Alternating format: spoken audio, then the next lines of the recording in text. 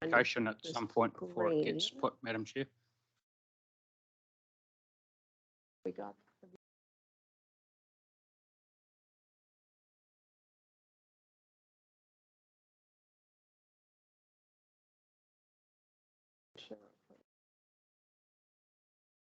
By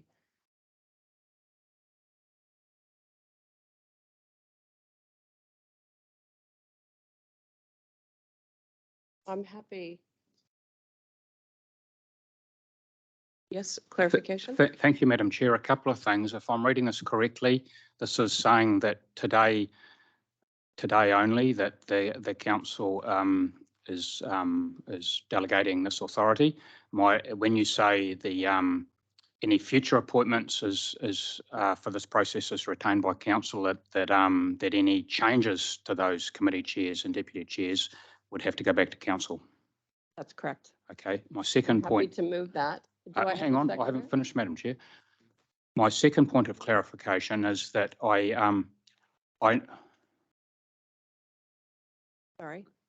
note that you have stated you're very happy to use your casting vote through this process. Given that these, you've made that comment several times today, given that this is related to the appointments of chairs and deputy chairs, which I understand you can't use your casting vote for, will you be using your casting vote on this? And if so, is that appropriate, Marley? Sorry. Yes. Yes, I understand what you're asking. Decisions made under clause 25 require, which includes chairs and deputy chairs, requires a particular approach and being undertaken, and that is either voting system A, voting system B, and if there is a tie, then that is resolved by lot. So in that situation, the chairperson's casting vote would not apply. However, for this particular decision on the table, the chairperson can exercise her casting vote. All right, I've moved that motion. Do I have a seconder to that motion? We haven't finished discussing. We're not voting on the motion yet. I'm just, yes? Information.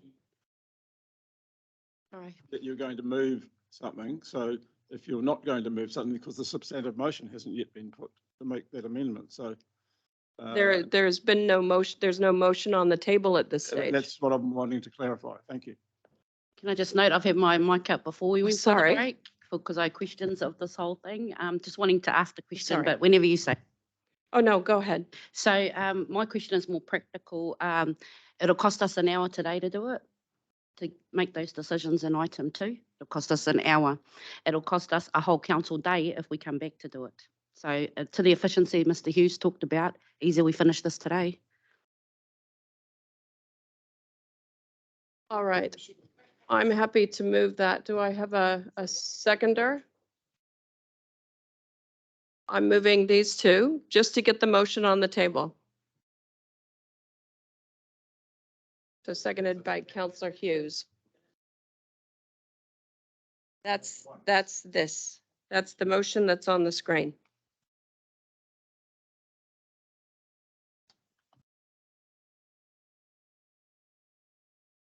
All right.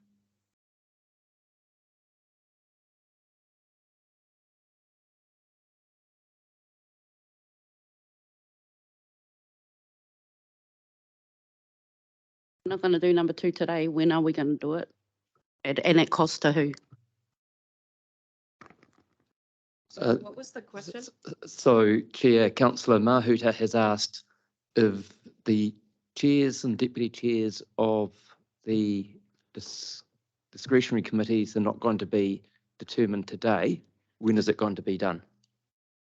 We would, and I'm sure Marty will say, we will need to schedule some time to do that. Again, you'll need a quorum of the whole council again, because we're all on all of the, across these committees. So it's another council day. Just noting costs, given that I have a few colleagues who are talking about efficiency and cost. Kia ora, Councillor Mahuta. Thank you for your question. accept and agree there is efficiency in completing the process of appointments of chairs and deputy chairs of discretionary committees today. However, if you do pass this resolution, it delegates that decision to committees, and this is not a committee meeting. So we will have to go through a process of scheduling a committee meeting, providing notification of that meeting, sending out agendas, etc. All right. Madam Chair. Sorry. Sorry, Councillor Kneebone, did you, sorry, I'm not sure who's got, Councillor So, Smith. Madam Chair, I'm just sorry to, I apologise, but I am getting confused and I don't often get that way. So the report here about council appointments be received. So all we're doing is receiving the report, which starts at page 170. You have included in the agenda at page 181 recommendations in relation to names. This is, yes, you make a good point. And, This is not, this is yes, not so I wholesome. haven't, point Sorry. of order, Madam Chair, I'm speaking, I'm trying to get my point across and putting a question to you.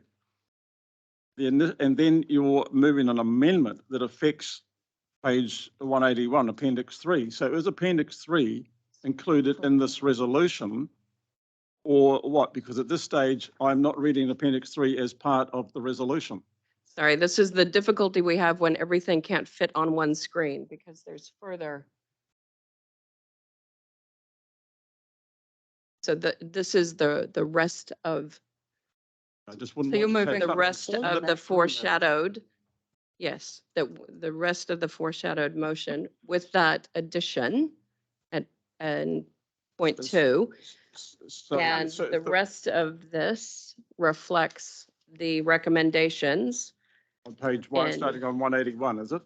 So what we're doing is we're actually 181. dealing with receiving the report, dealing with the foreshadowed resolution and your subsequent amendment to those foreshadowed.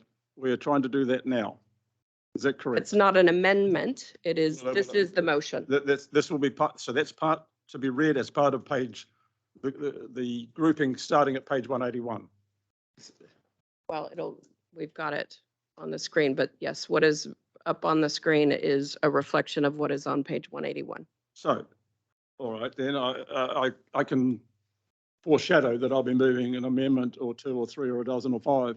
And we will go through Thank point you. by point as indicated. Just wanted to make sure that we didn't miss something. Thank you.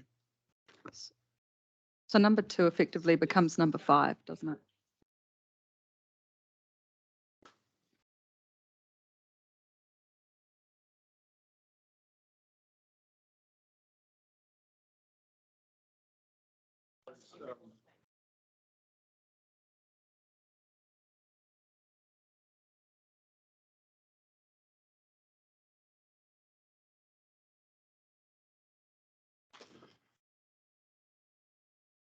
Just in response to your comments and questions then, Councillor Smith, my understanding was that it's going to be moved in parts, and the first 2 here, It's moved. It's going to be voted on. voted on in parts. So the first 2 points are that the report be received and that the initial appointment of those committees be delegated to the committees. There's further parts to come. Mike?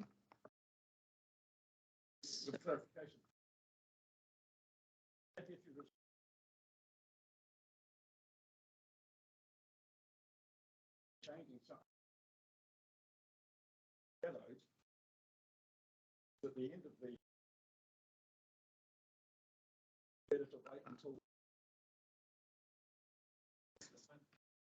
I'm sorry. I do prefer having them on all the time, Madam Chair, but that's your choice. Thank you. Sorry. Do I need to repeat that? Okay, so my concern here is that you've got the item 1, receive the report, have no problem with doing that, but you've got a foreshadowed resolution starting on page 181, I think it is. And that item 2 on the board is at the very end of that foreshadowed motion, and you're looking to amend it before it's even presented. So I'm just inviting you to put that up. That at the motion time. was not moved and No. seconded until I added that. And so that is the motion that is on the floor right now. The entirety, which we are going to vote on in parts. All right. Well, So shall we vote on receiving the report? Can we all get on board with that? Yep. Happy to. Just a question. Then says moved and seconded. Are we assuming that the moving and seconding of the first page also applies to all of the second page? Moving and seconding applies to all of the Right, so we motion. should delete that move seconded from that page. It's originally done. Yeah. Yes. Yeah. It was there, we were predicting ahead of the game. Now the day Game? run, for want of a better phrase. So the intention is to remove that line, yes. It's just All for right. us to, from your point of view, if we have it there and we just put it out, and for us to try and. So for clarity, we'll take it out. Go ahead. Do you want to take that out? And we will Just take so it we're off- clear. There we go. And we'll take it off each one as we go. Okay. Because they've all been moved and seconded already. Okay. All right. So that. Just point of clarification, please. Madam yes. Chair. In advance of the fact that I'm unsure who's intending to move this recommendation, and if it's you, then I think you can take care of it then. But I think, given that I've been on the council for, 12 years now, I've never heard of it being done this way. Could you please give us an explanation as to why and what your reasoning is for approaching it in this way? Because it feels to me like it's a bit of have your cake and eat it as well in terms of why we're doing it this way for now, but going forward through the rest of the Triennium, the same consistency doesn't apply. So so two questions there really. Sorry, I'm not sure what your question is. I'm not sure I'm clear on that. Why are you recommending that we take this approach? Why am I Because- recommending that we go through point by point on the No, motion? why are you recommending that the committees appoint their chairs and deputy chairs? Because that's never been done before. I'm not aware of any other regional council in New Zealand that does it this way. So I think we're entitled to an explanation from you as to why you're intending to do that.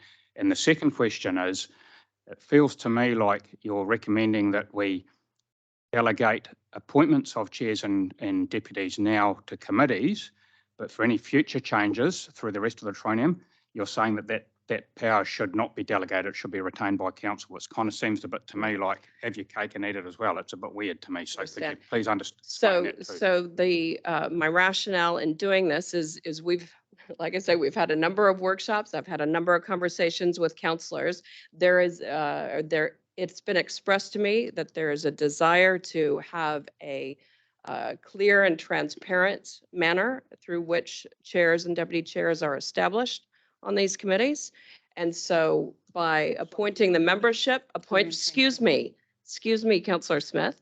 So by appointing the membership of the committees and then delegating that initial chair and deputy chair appointment to those committees, it allows each committee to look at its members and decide who they feel are the best to chair and provide deputy chairmanship for that committee going forward. Sorry. Are you suggesting that we couldn't do that as a team today? I mean, I'm not sure if that's a slight on us or not, but. Absolutely not, not a slight on anybody. This is a process that, like I say, I have determined in terms of the feedback I have gotten from various counselors and the feedback we received during the workshops with regards to a desire to hear from people who were interested in chairing and provide that opportunity for a transparent process for election of the chair and deputy chair. Yeah, well, I certainly didn't provide that feedback. I'm not sure who else did, but yeah, thank you. Madam Chair, I've been shortlisted on this list for a very long time to have a chance to speak. I sorry. requested Sorry. the opportunity before the break, and I'm still sitting here Sorry waiting. about that. I apologize. Look, I just want to say a few things. Regardless of all of the technical detail we're talking about here today, I want to get to the nub of the issue. And the nub of the issue actually is that what is going on is a device. It's a device to ensure a limited number of councillors end up being appointed chair or deputy chair of every one of the discretionary committees. And the device is being used to ensure that. So I want to reflect again on our role as councillors. There's 14 of us, and we're all elected here today to represent the whole of the electorate out there, the whole of the electorate. And we can rightfully expect that we get an opportunity to be included in decision making, and that we get to be part of a process to build a competent, collaborative team. What I'm observing today is very unlikely ever to achieve that. I wanted to say that yes, you can justify it as politics, but it's bottom line politics. It's not modern politics. It's not collaborative politics. I also wanted to point out that you can show that this is a device just by looking at your list of proposals, because in every case, more councillors from one side of this council are listed than from the other. Therefore, it is a device to ensure control. Further, when you analyse the recommendations that you've made and you do some basic statistics on them, that device clearly shows a lack of a democratic process, because the result will not be inclusive of the diversity of views and competence and experience of all of the councillors in this room. Taking one example, just one example, men versus women. Our council has proportionally about 64% men and 36% women. But the proposal would end up being 79% men represented on all of those discretionary committees and 21% women. This is just simply not justifiable. It is anti-democratic, and it really is time to pause at this stage and think about what is the motivation here. I also noticed you used the phrase before, you were happy to use your casting vote. That's not what we were told when we were having our workshops. We never had that. Just to be clear, I have never said today, I am happy to use my casting vote. I have used. That's exactly what you casting vote. said, Madam Chair. I'm sorry to say that's what you said. And also, when we were undertaking this process in good faith, the 3 workshops, working together to try and find a collaborative team-based solution, I was transparent with you and told you about what I thought might happen, but you never shared a single jot of information with me. Second of all, the 3 workshops were entirely focused on structural matters, not about membership. And this is what is The causing. last one, we certainly this had is- opportunity to discuss membership. Can I finish? What we are seeing today is for the first time in the sense, because as Councillor Kneebone rightfully pointed out, we only saw that document at the same time as the media and the rest of the public. So this is the first chance that we've had to really get down to the nitty-gritty of representation on the committees. And now we're seeing an attempt to push through a process that would then delegate that to stacked committees. Well, you know, there can only be one result. So the question I've got today is, why am I even waiting around? Seriously, because clearly our views, and I mean all of our views, are not being respected. That's all I have to say for today. As I said earlier, I have reflected the conversations I have had with multiple, well, as I said, every counselor in terms of who was put forward for membership on the various committees. Disagree. Kia ora, All right. Madam Chair. Oh, yes, Okay. Councillor Mahuta. So I wanted to get into the substantive debate. I was just waiting for the timing for the your resolutions to come up. But like other councillors, I came open-minded today because we really need to show the region that they can have trust and confidence in us. From having watched our chair debate, I didn't get a sense of that from our local territorial authorities. They're waiting for us to mature our governance notes with each other. I came to the workshops open, understanding that there's new leaders in the room that we should be included. What I didn't expect is that my constituents, after today's decision, would feel worse off.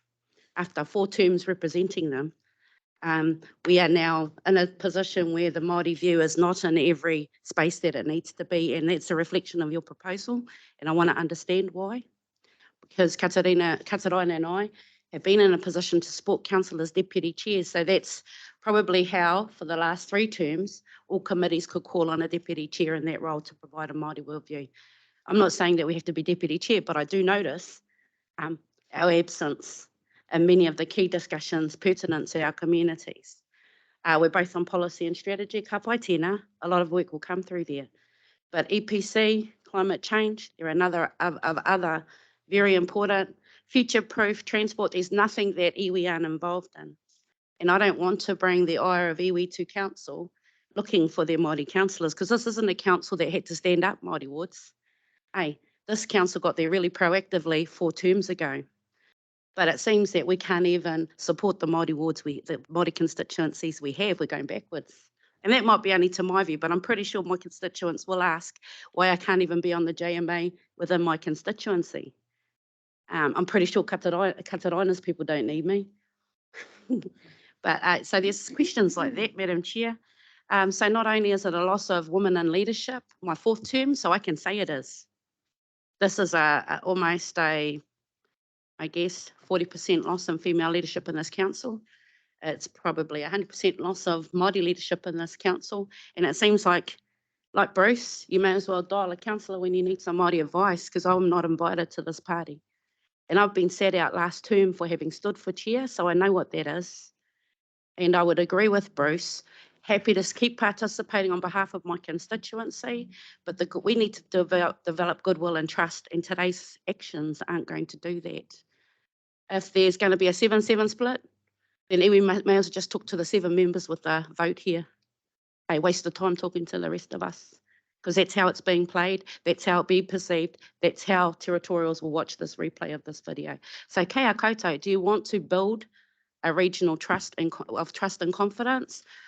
Again, I'm saying that knowing that there's 2 chairs that have been excluded for no reason of their own. So again, asking the other team, is this going to be how we're going to play? Because I've sat in a council like this, and it's brutal, and you won't be able to support it in public rhetoric. So kia tātou tērā, I'm still hoping for the bigger opportunity, the bigger discussion, that people will see what they're good at and what they're not good at. But as a 4th term councillor, deputy chair of this council twice unopposed, I know I have regional confidence. I hope the rest of you can say that. Thank you. Madam Chair, clarity again, please, because before we take any deep dive here, I'm happy that we've got the motion to be put. It's been moved. So what I'm seeking clarity is, because we've only got, I'm not worried about item 1. Item 2, we've got that, but there's no mention of if I can look at the page 181 to 184. So the report be received.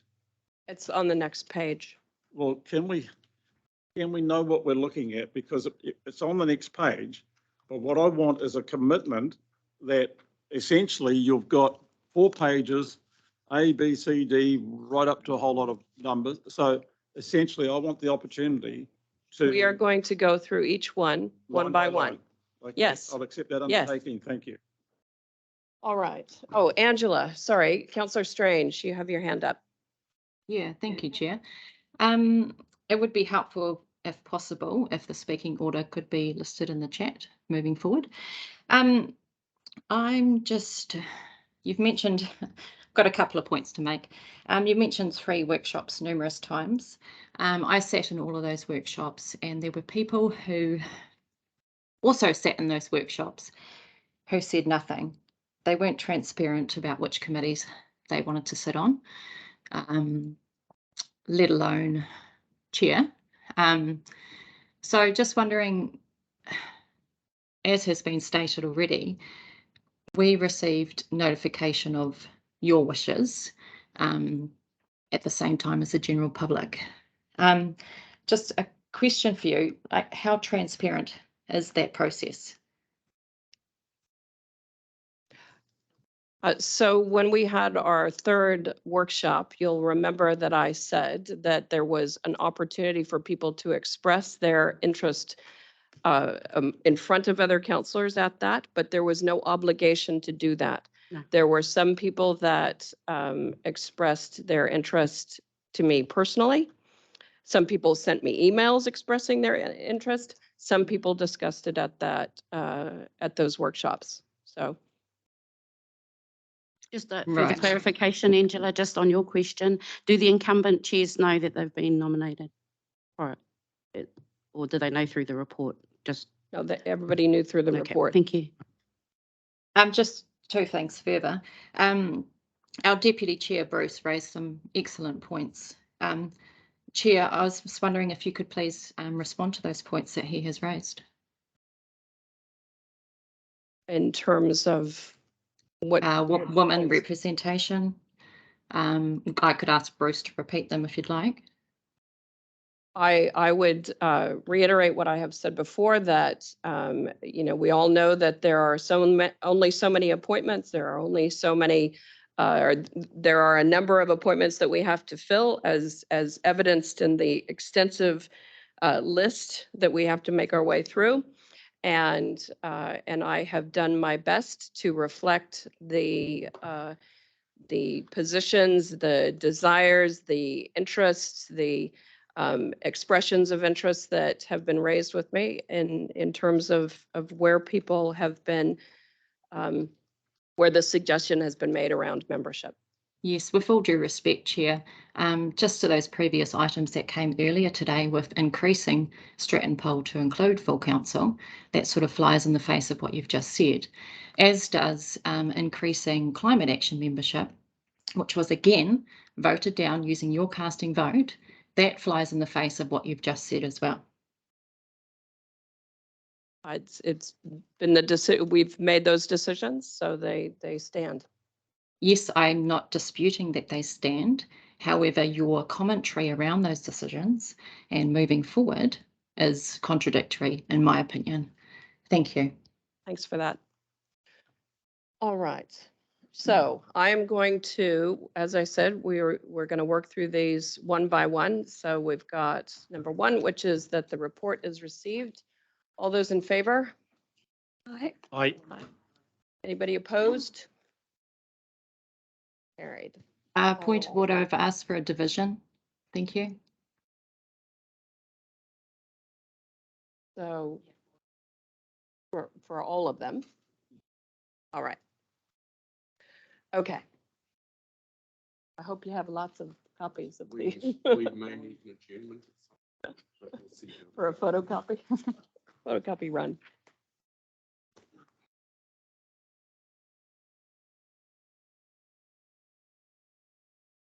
Okay, members, here we go. A division has been called. As we're doing this item in part, we will need to call a division for each part as we progress.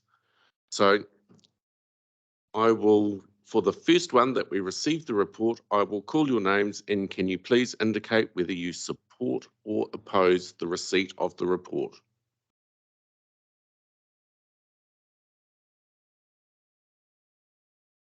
She's asked for it, so. Okay. Okay. Yep, one moment. For efficiency, this one, receiving the report, we could not do a division, but for the others, I would prefer one. Thank you. Okay. All right, so all those in favor of that? Of the number Yes. one, yes, aye. Okay. So that one is carried. All right. So the second one, Does it have to be carried unanimously, that first one, or was it carried unanimously? it was carried unanimously.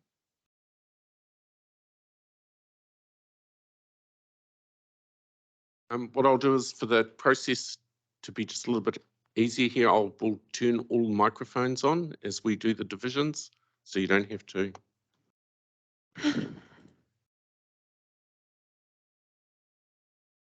Okay, so the second motion is that the initial appointment of the chair and deputy chair of the discretionary committees is delegated to those committees, and that any future appointments relating to membership, which includes chairs and deputy chairs, is retained by council. When I call your name, can you please? Are we still talking to that one? I'd like to make a comment. I hadn't made a comment on that one. That hasn't been moved and seconded. Yeah, they've all been No, moved and everything has been seconded moved and together. seconded. Been debated. I thought the first one was moved, the second one wasn't. All of it is. So all of them. They're just taken in Everything. parts. Yes. Go ahead, Councillor So- Nicol. Just we've had a few people commenting on this one before. I'm just looking as a question of what there is to gain as opposed to, of passing that resolution as opposed to what there is to lose, considering that it's normal practice for the whole of council to have an input into the leadership of the committees, the discretionary committees. Because ultimately, the wisdom of 14 is going to be more than the wisdom of, say, 5, 6 or 7, when we all have this governance responsibility. So that's my question to you, Chair. What is there to gain? Considering that the alternative, of course, is to do it today, in which case... And I already answered a question in regard to that. So.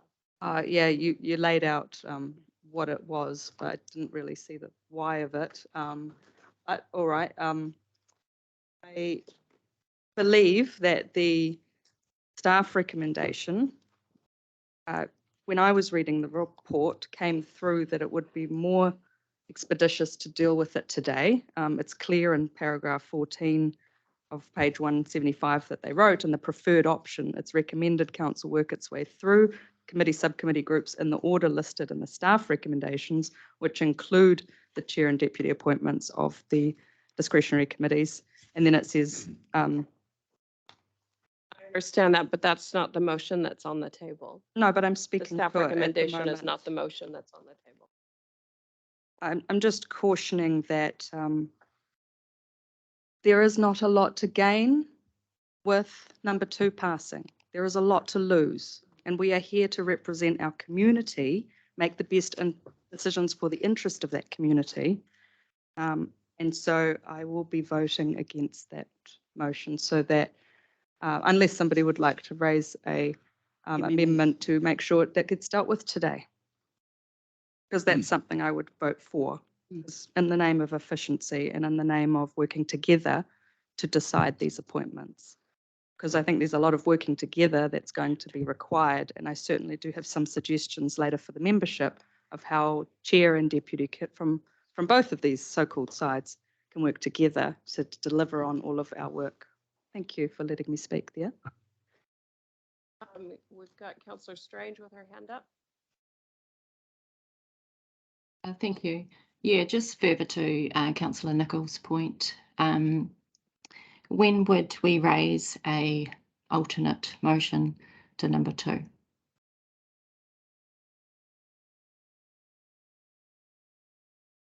Through you, Madam Chair, with regard to process, if we are wanting something other than what is currently on the table, which is clause 2 on the screen, now is the time to propose something else, so we can go through the process of dealing with it through decision making and debate.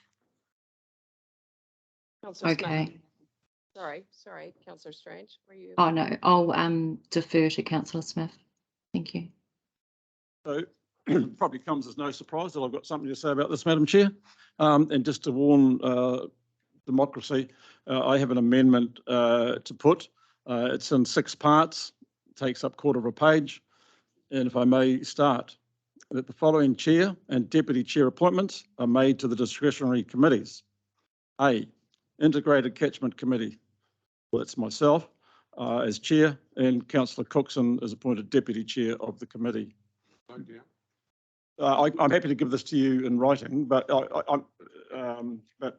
so Finance and Services Committee, Councillor Hughes is appointed Chair and Councillor Strange is appointed Deputy Chair. C, Strategy and Policy, Councillor Kneebone is appointed Chair and Councillor Mayer is appointed Deputy Chair of the committee. D, Submissions Committee, in the subcommittee of the Strategy and Policy Committee, Councillor Mayer is appointed Deputy Chair of the subcommittee.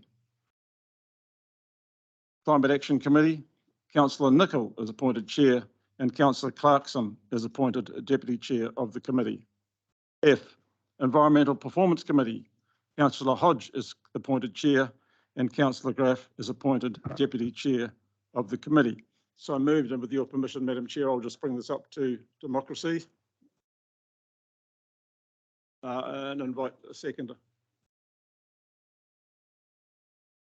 Sorry, So, we're just going to take I'm going to take a a bit of 5 minute. a 5 minutes, just so that Dave can catch up with your Thank typing you. speed.